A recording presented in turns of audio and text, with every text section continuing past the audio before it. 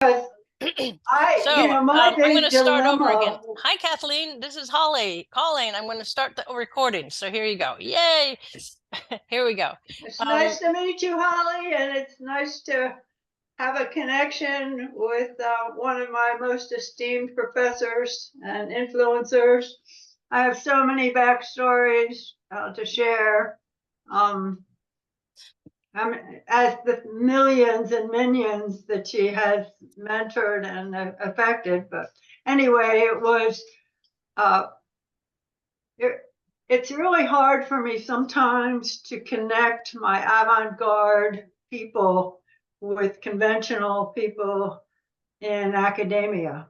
And so when you responded to these, I was going through stuff in the attic that I forgot I had. Yeah. And I came across this box that you got, and I thought, where do I take these? Yeah. Because I knew Loyola wouldn't be interested because they didn't know who in the hell Maxine was. She was from a different world and a different time. So I thought, I just don't want to dispose of them. And somehow I was inspired to check out an archive. And your thing came right up, and your response was within hours. And it was like so meant to be. Yeah. Yeah. But that's what it felt like. I'm so glad. Felt like you knew what you were about, and it was about collecting her legacy. And so you saved my day. That's great because that is exactly. I'm in the process of dispersing my stuff. Right. Half of it, I don't know who to give it to. Well, you're not the first person that has come along and fortunately found us, because that's exactly what our mission is. Yeah, people send us things, letters, and or they say they want to tell us a story, or they send it's really every other week we get another from around the world, so it's really exciting. Really? Yeah. I'm not surprised that there would be excitement, but it's like, how do you put that archive option out there for people? Because I am not used to finding it so easy. It's usually buried in the bowels of the devotees of that person, but not a public, and it's not welcoming of public. Yeah. So I don't know what the answer to that is, but it was divine inspiration that led me. I came down the steps from my attic, and I thought, I'm just going to type in, and it worked. So I have a couple of, since we have a little brief time here now, and then we can make a longer time session with more of your sort of in-depth stories about these tapes. But first question is, it seems from your message that you had Maxine down to Loyola several years in a row. There was 1996, but then there was some before that as well. Is that right? So you had several times when she came down. Yes. So that would be fun to kind of write that up. We had a very special relationship. And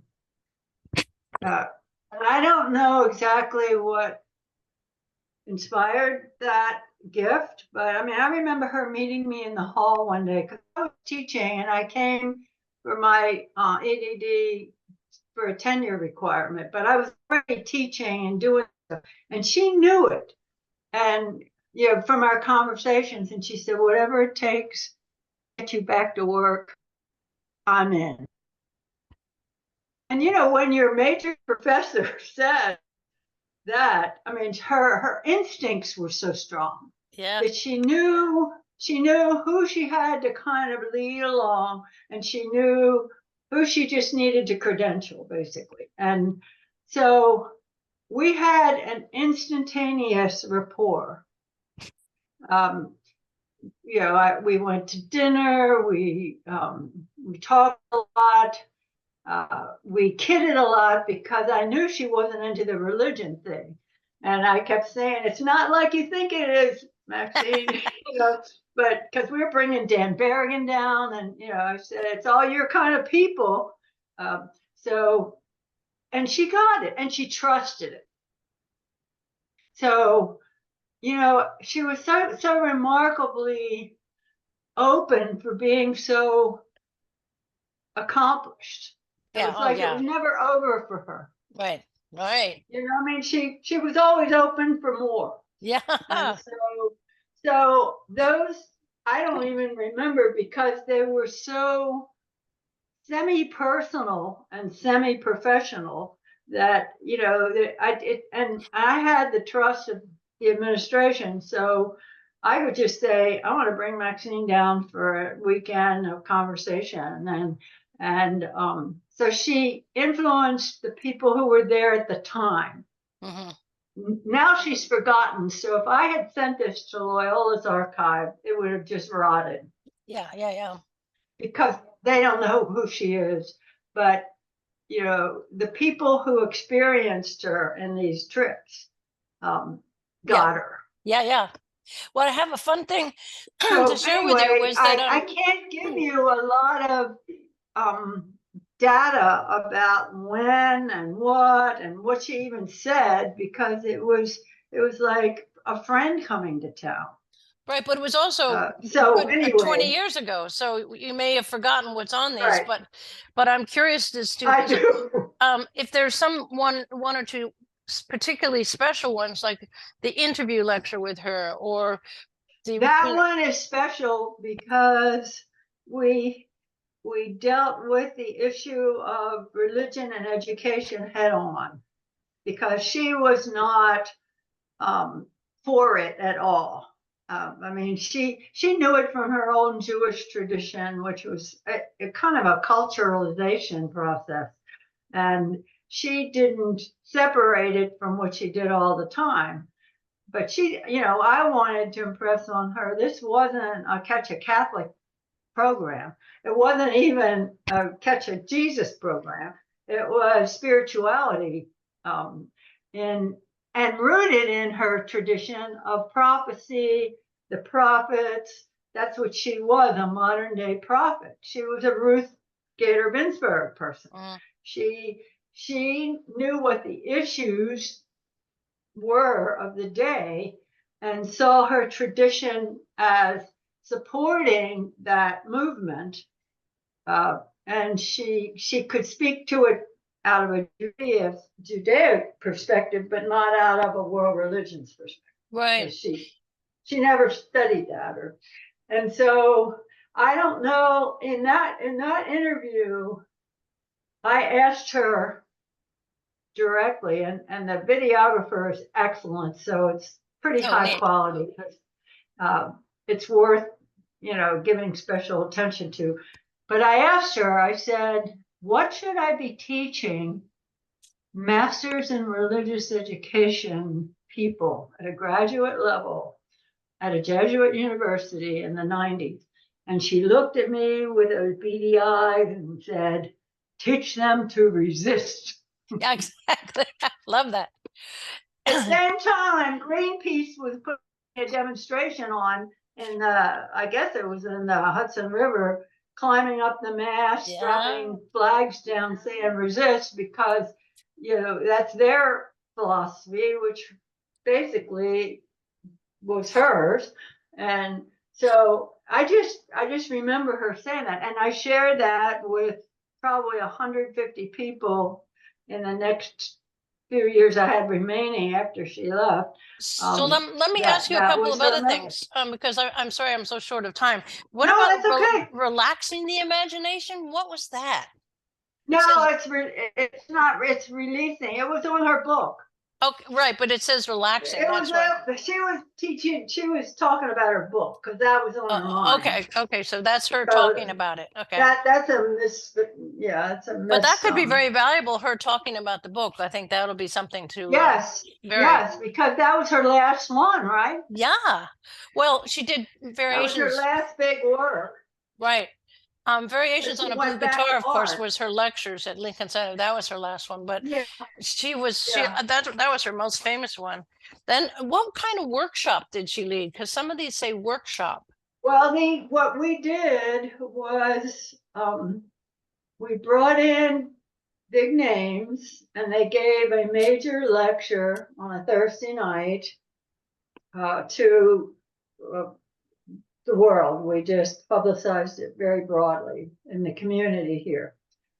And then on the next day, either Friday or Saturday, I don't remember, we had workshops for graduate students, like they got credit for, they got a graduate credit or two for attending the workshop, which was a chance for them to sit down in a small room with her and converse like we are. So it was like a conversation. It wasn't presentational. It was great. That's great. Well, that might be very interesting. And my strength is methodology, so I would always structure, questions and breakouts, and mainly it was for her to help them apply her theory to their practice. Great. Oh, this is so valuable. So she wasn't good at practice. Huh? No, she wasn't. This is really great because we have all sorts of videos from Lincoln Center Institute, but they're from a very particular perspective with, she's teaching and giving lectures to many teachers over our summer sessions, but we have a few images from Teachers College, but they have sort of protected their valuable stuff, so we don't get to see it. So this is so great because we can share, our, because Teachers College sort of protects their own library thing, so we don't have a lot of things. I'm not sure about when you say who owns these, because I brought in also Thomas Berry from the Bronx to do ecological stuff, which Maxine never addressed. Yeah. So what I did was learn how to apply her social vision to an ecological vision. So, and she helped me do that just the way all I had to do. There was a nun up in the Bronx somewhere. Loretta Carey was her name. I don't know where she went to school, but she ran a school, and she had an approach called the leavening approach to curriculum. And basically what she was saying was, if you're into, feminism or women's rights or animal rights or whatever, you leaven that into a curriculum. You don't have to reinvent it. You just have to be inclusive in your language and examples. Nice. And sometimes emphasize one or the other to get students to realize this is all a spider web. It's all connected. Yeah. So I used her in that for a lot. But anyway, Thomas Berry did the same thing that Maxine did, which was I brought him in and gave big lectures.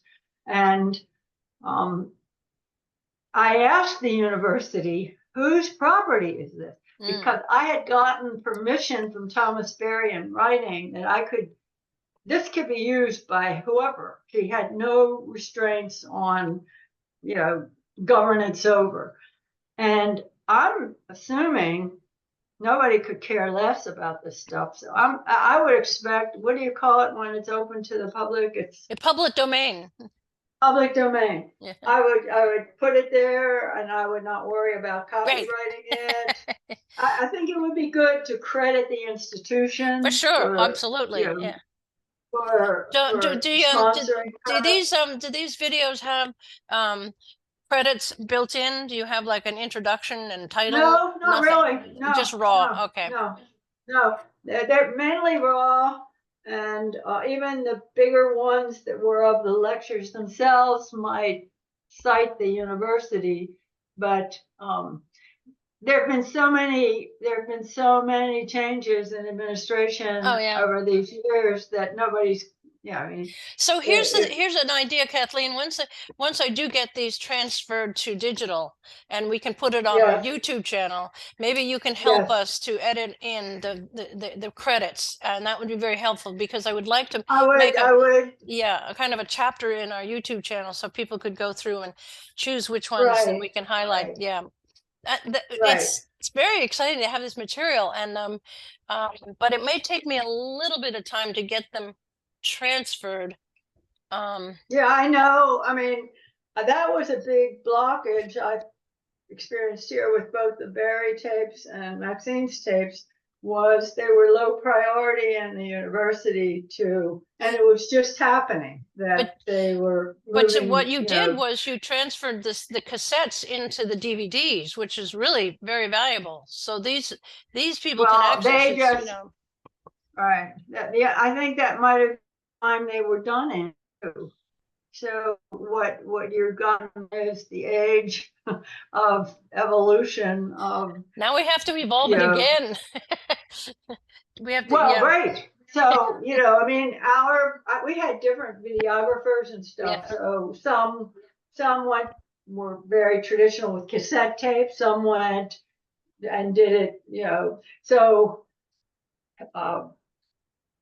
And then when I took some to the library just for testing interest, they said, "Oh, this is going to cost a fortune in time and money, and who are these people?" And so I lost.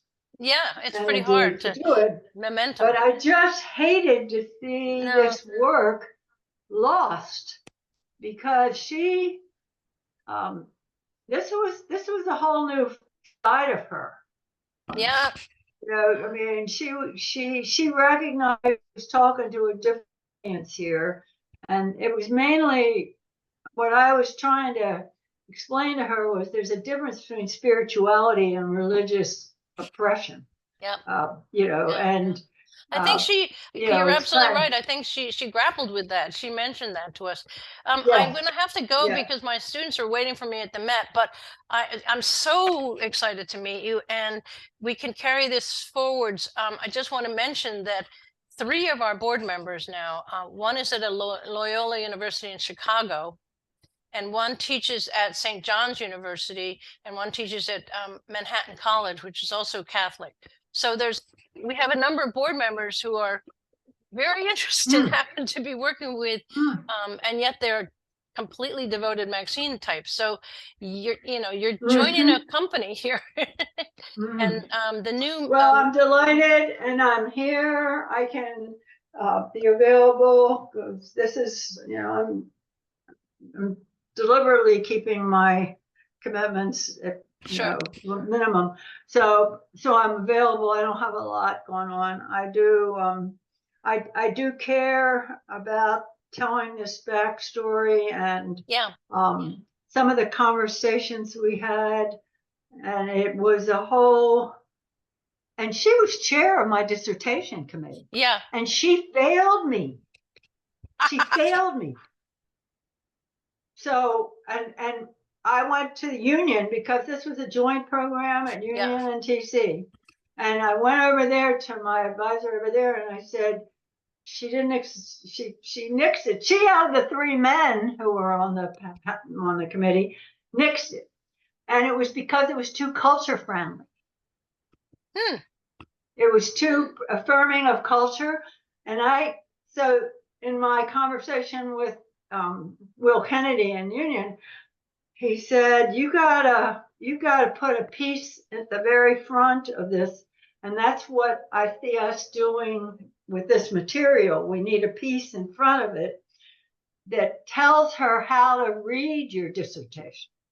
And I was working with people who were, what the old expression was, against culture, because they thought it was godless.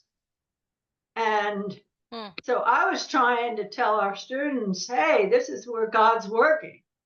And so, I saw it in PETA, I saw it in Greenpeace, I saw it in all these programs that were so pro-life, in different ways.